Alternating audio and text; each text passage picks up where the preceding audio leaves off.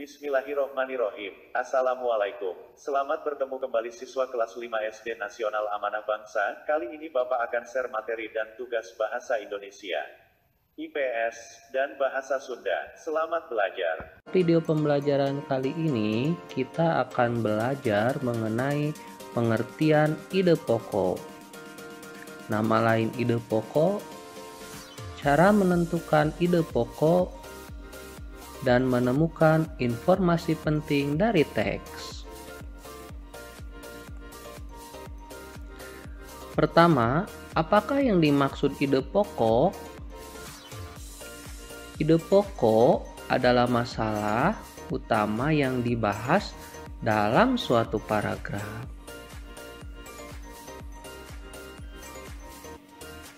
Ide pokok mempunyai nama lain, yaitu pokok pikiran, pikiran pokok, gagasan utama, gagasan pokok, dan pikiran utama.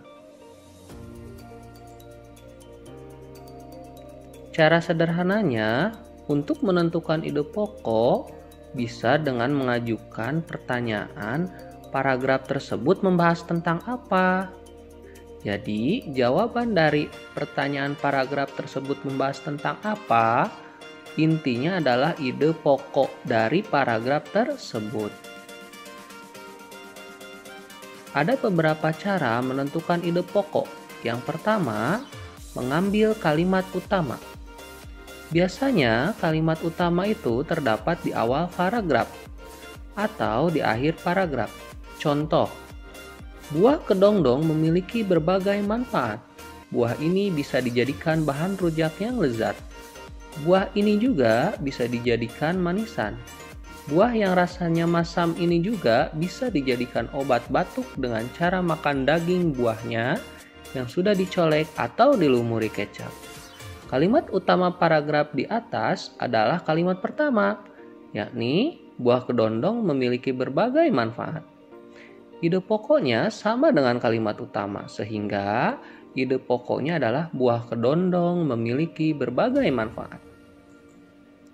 Cara kedua, untuk menentukan ide pokok, yaitu mengurangi kata-kata dalam kalimat utama yang tidak perlu. Contohnya masih sama seperti tadi. Kalimat utamanya di awal paragraf, yaitu buah kedondong memiliki berbagai manfaat.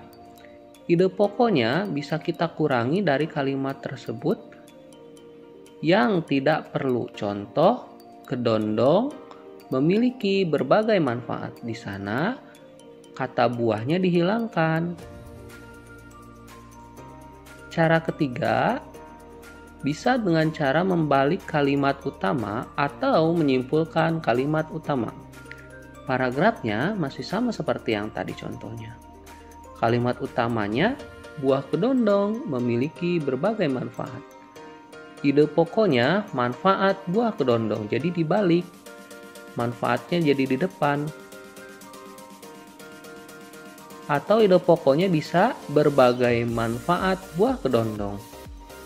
Sama, ini juga dibalik. Jadi yang kata di belakang pada kalimat utama disimpan di depan.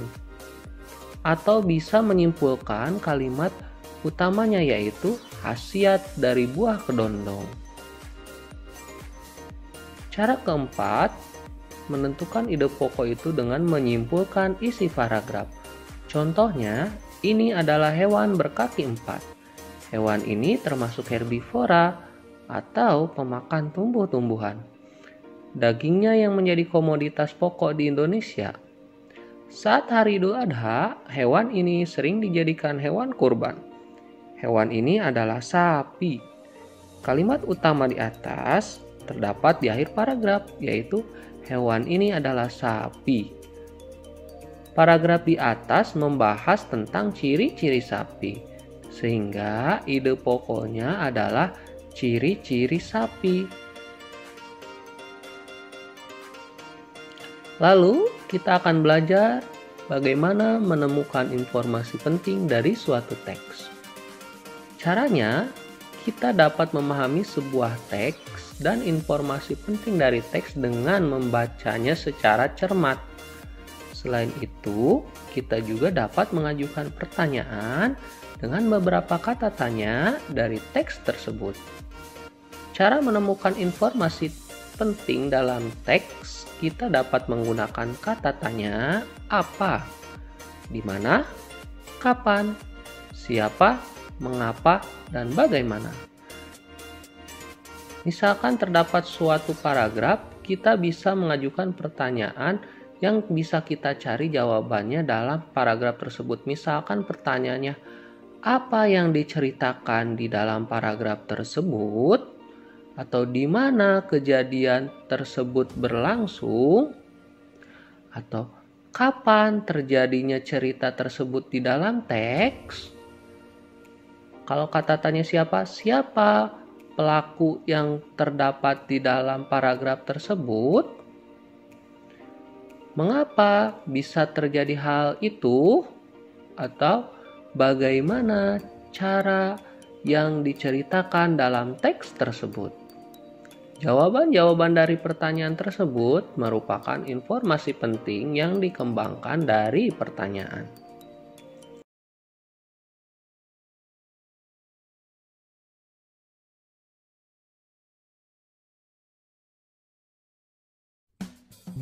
Di video kali ini, kita kembali belajar pada tema 5, subtema 1, muatan pelajaran ilmu pengetahuan sosial. Letak geografis Indonesia. Letak geografis adalah letak suatu negara atau wilayah berdasarkan kenyataan di permukaan bumi.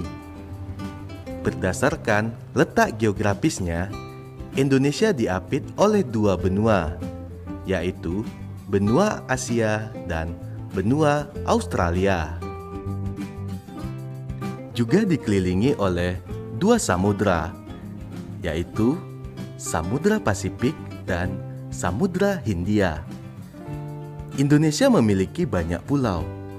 Pulau-pulau besar di Indonesia antara lain Pulau Sumatera, Pulau Jawa, Pulau Kalimantan, Pulau Sulawesi, dan Pulau Papua.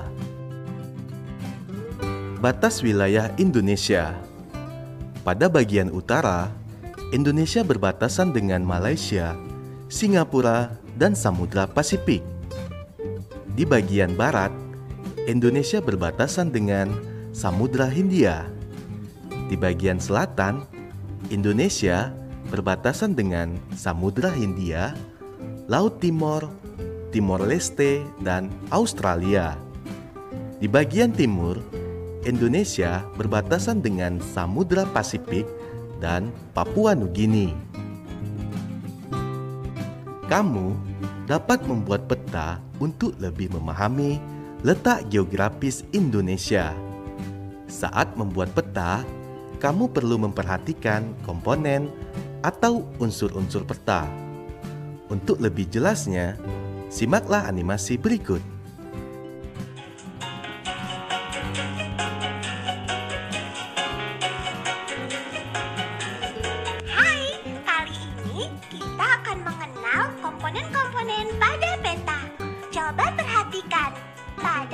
Sebelah kanan terdapat beberapa tombol untuk memperkenalkan komponen-komponen pada peta secara rinci.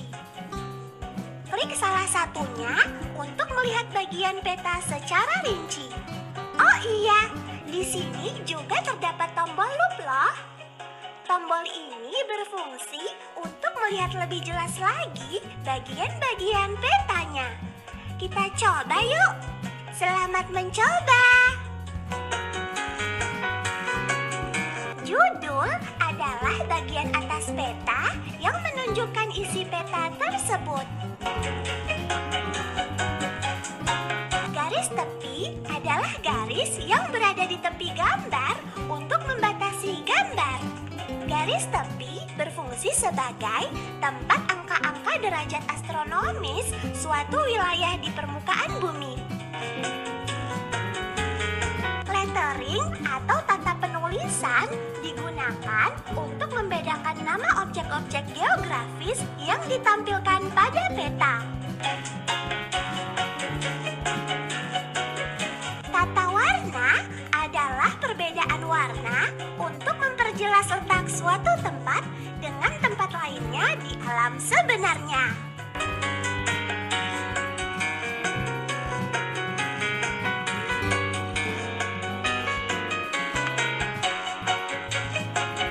Skala adalah perbandingan jarak pada peta dengan jarak sesungguhnya.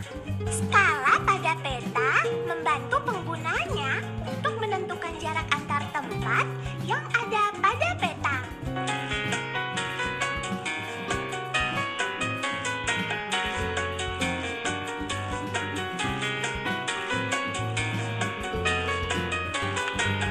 Simbol adalah gambar atau warna tertentu untuk mewakili suatu objek dalam peta.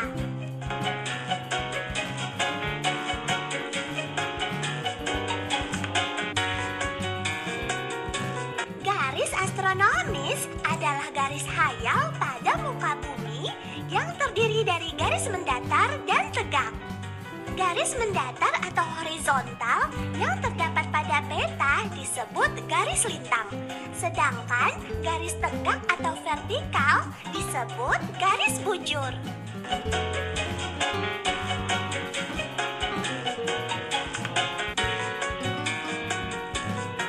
Legenda adalah keterangan beberapa simbol yang digunakan pada peta untuk memudahkan pengguna peta memahami isinya.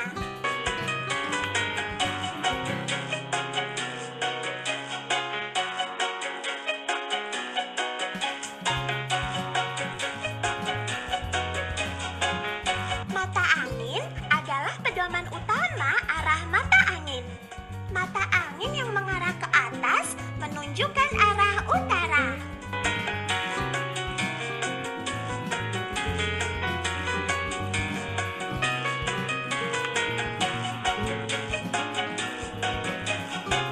Sumber dan tahun pembuatan digunakan untuk menunjukkan sumber dan tahun pembuatan peta.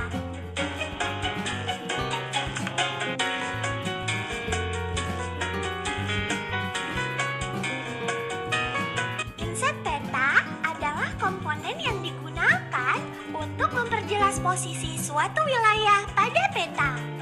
Inset peta terdiri atas dua jenis, yakni inset lokasi dan inset pembesaran.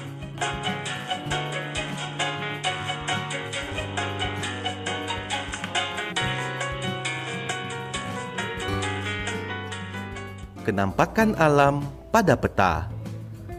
Kenampakan alam yang terdapat pada peta antara lain samudra, laut, sungai, danau, rawa, gunung, dataran rendah, dan dataran tinggi. Bentuk kenampakan alam pada peta digambarkan dalam bentuk simbol atau warna. Ayo perhatikan bentuk simbol-simbol pada peta.